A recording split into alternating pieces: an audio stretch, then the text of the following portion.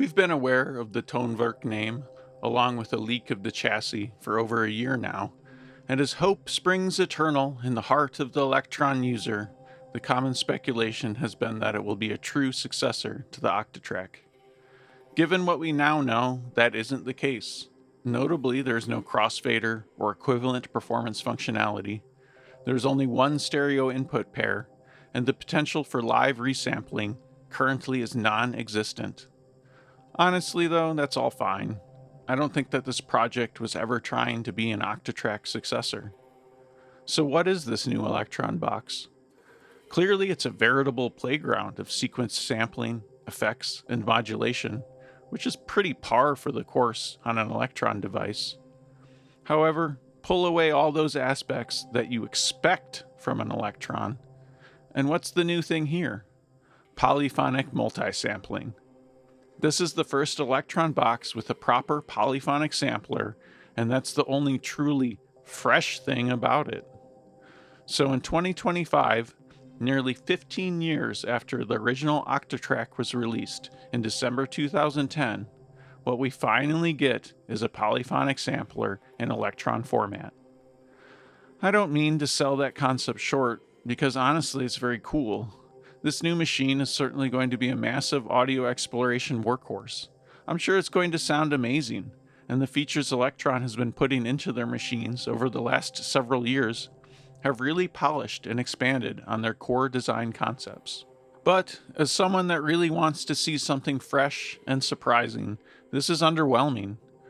Elektron has been a mature company for some time now, and they simply aren't willing to take any actual risks. Which is understandable.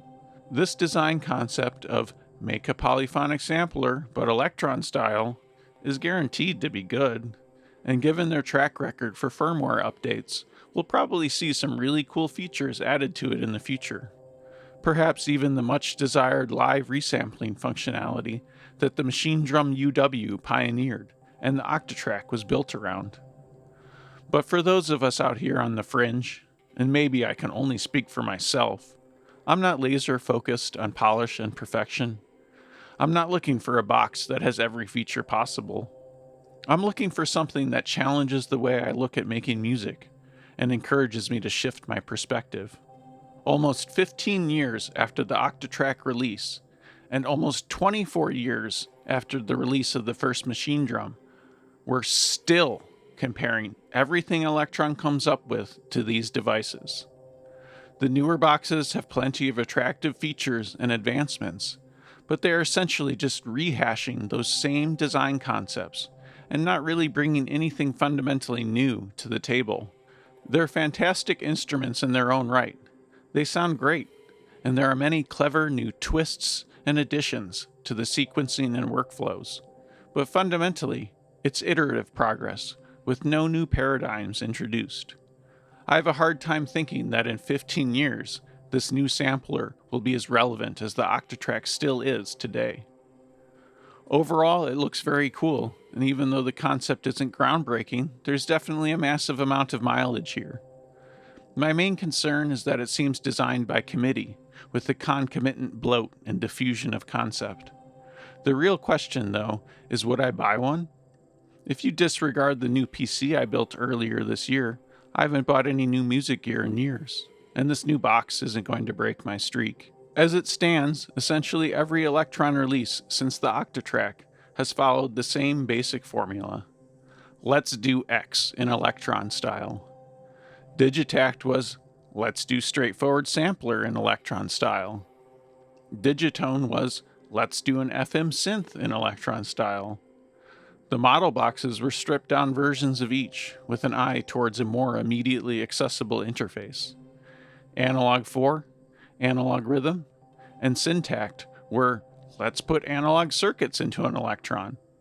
And now we have, let's do an Elektron polyphonic sampler. I'm not saying these are bad designs, or instruments that aren't worth using or buying, just that they are uninspired in comparison to where their DNA originated. And it's not surprising there's a segment of the community that goes, meh, with every new release. I suppose my open question to the electronic music community is, Who out there is encouraging us to push the boundaries of the ways we conceptualize the production of music, and distilling that essence into a holistic package where the whole is greater than the sum of its parts?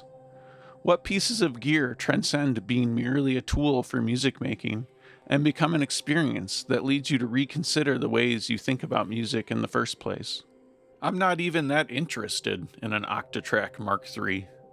I would probably buy one, but the concept already exists.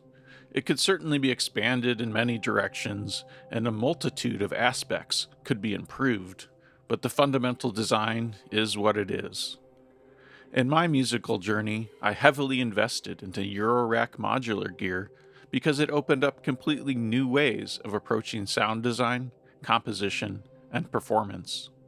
Besides my Elektron boxes and Immutable Instruments Ambica, the only hardware synth gear I still own is my excessive Eurorack collection. However, as amazing and fruitful as modular gear can be, it can have many drawbacks compared to more self-contained devices. The Octatrack taught me to expect more from a groove box and made me hopeful that future designs would also attempt to transcend the format and focus more around being thoughtful performance instruments than merely being beat machines.